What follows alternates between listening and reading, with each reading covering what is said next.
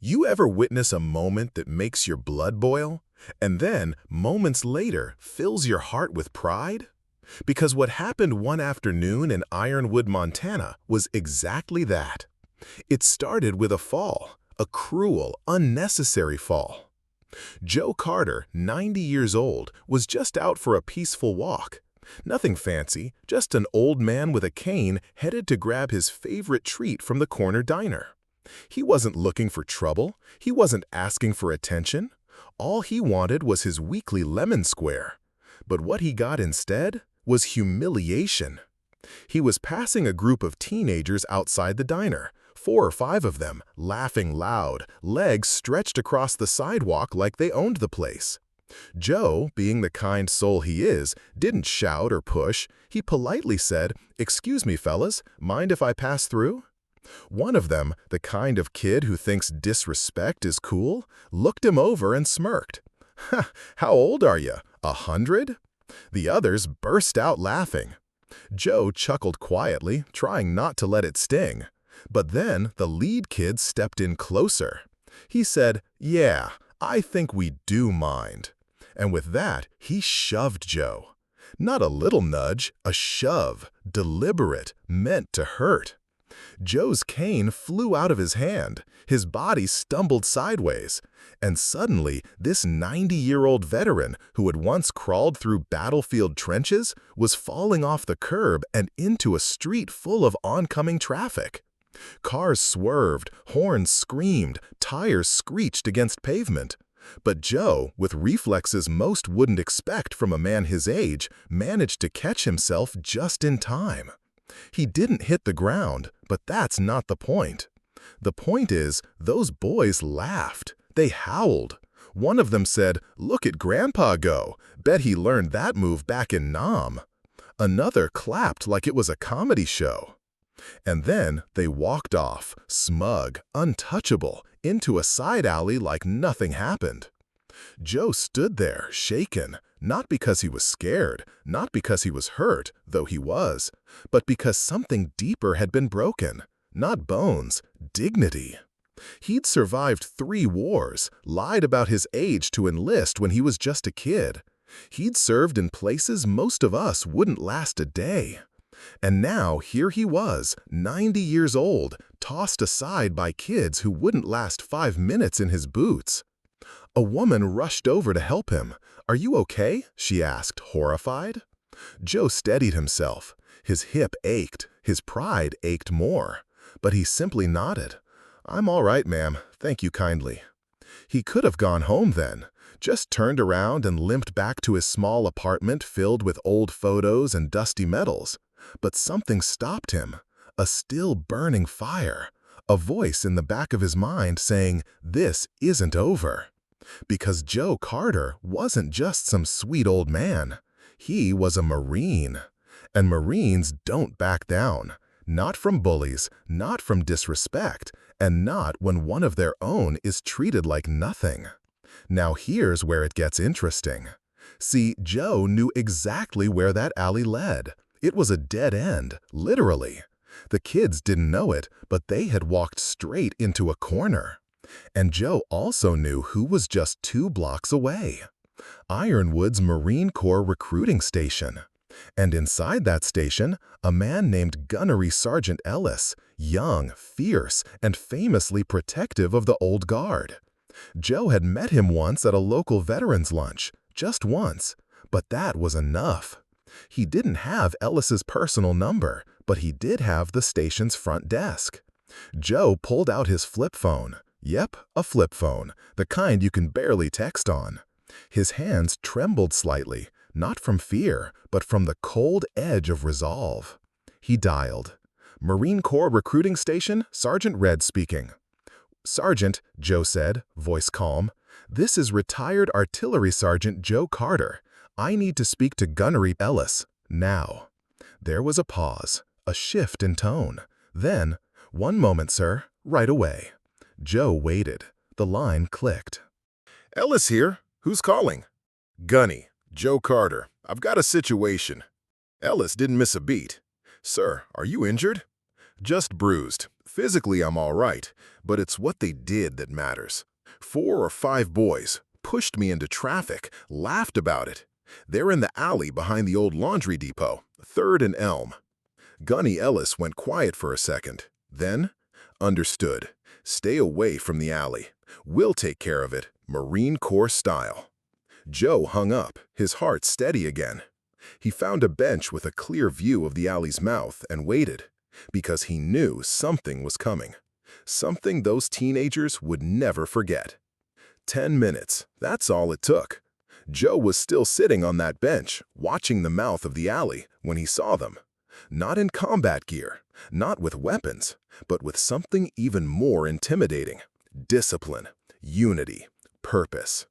They came in 2 waves.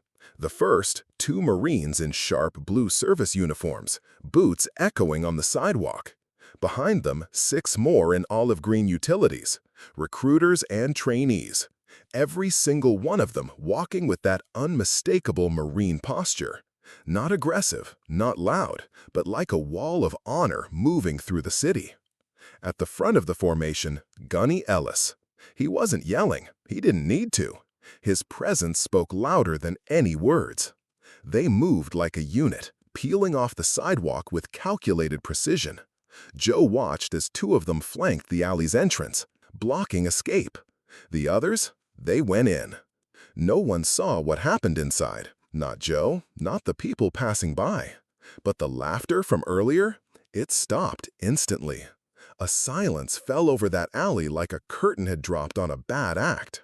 And then came the voice. Gunny Ellis didn't shout. He didn't need volume. His tone was enough. Sharp, precise, controlled. Joe couldn't make out every word, but he didn't need to. He knew that tone. It was the sound of a seasoned drill instructor giving an unfiltered reality check, Marine style. The kind of dressing down that strips ego to the bone. Then another voice joined in, calmer, but just as firm. A younger Marine, probably explaining the concept of respect, not just for veterans, but for anyone who's lived long enough to deserve it. For the community, for the legacy those kids didn't even realize they'd just trampled on. 5 minutes passed, maybe 6, and then they emerged. Joe's breath caught a little. Those cocky teenagers, the ones who had laughed, shoved, and mocked, they weren't laughing now. Their faces were pale, eyes wide.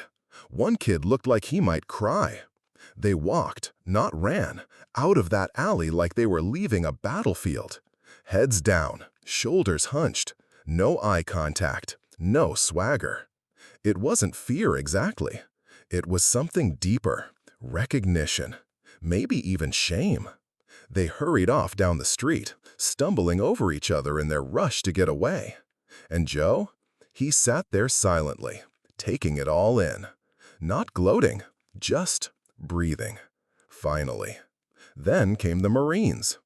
Gunny Ellis led them out, calm as ever, but with a faint glimmer in his eye, like a man who just restored order to something sacred. He spotted Joe, walked straight over, and saluted. "Artillery Sergeant Carter, sir. The situation has been resolved." Joe, still seated, returned the salute slowly, but with pride. "Thank you, Gunny, and thank your men for me." "No thanks necessary," Ellis replied. "We look out for our own, and we don't tolerate disrespect. Not to the Corps, not to the men who built its legacy." He paused, looked Joe in the eye. "You sure you're all right? Need any help getting home? A medic?" Joe smiled for the first time that day. "No, son, I'm fine. You and your team gave me the best medicine I could have asked for." Gunny Ellis nodded once, then turned to his team. "All right, Leathernecks, move out." The Marines snapped into formation and marched away, clean, sharp, and silent. They didn't leave behind noise or chaos, just clarity, a reminder. Joe watched them disappear around the corner. The pain in his hips still throbbed, but it didn't matter. What mattered was the warmth in his chest, the pride, the feeling that maybe, just maybe, the world still knew how to stand up for what's right. And as he stood up, straightened his coat, and walked toward the diner once more, he thought to himself, yeah, I'll have that lemon square after all. Word of what happened in that alley spread faster than wildfire.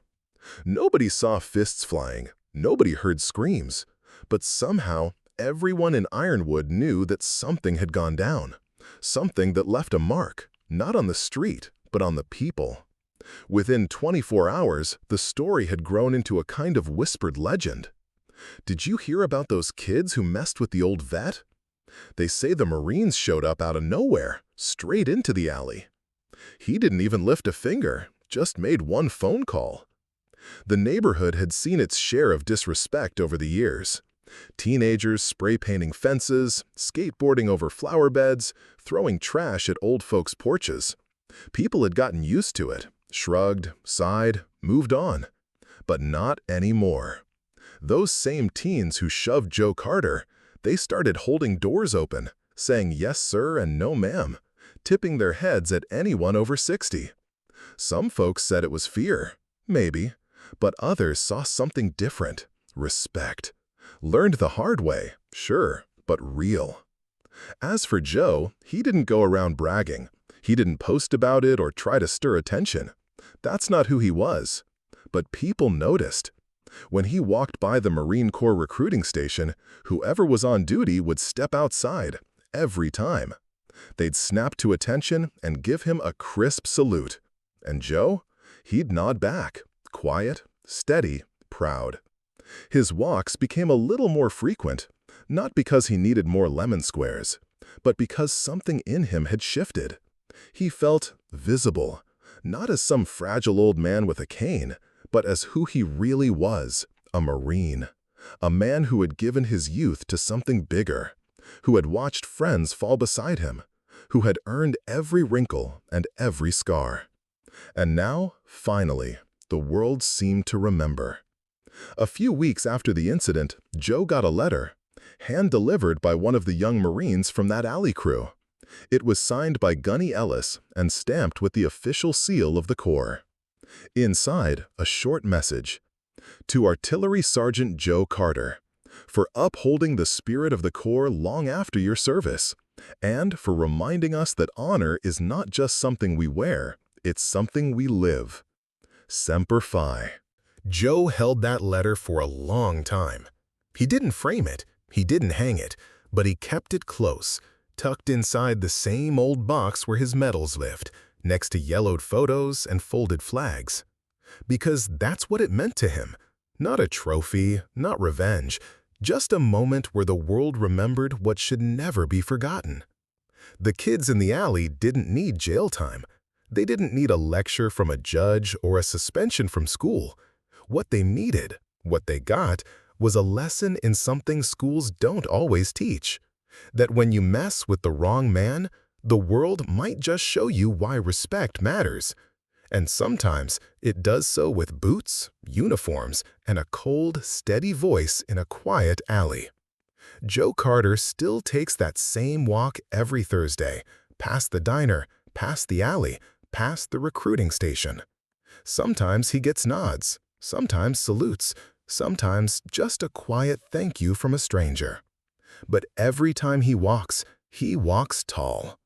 Because he knows now, so does the whole town, that the spirit of the Marines, it doesn't age, it doesn't fade, it doesn't back down from disrespect.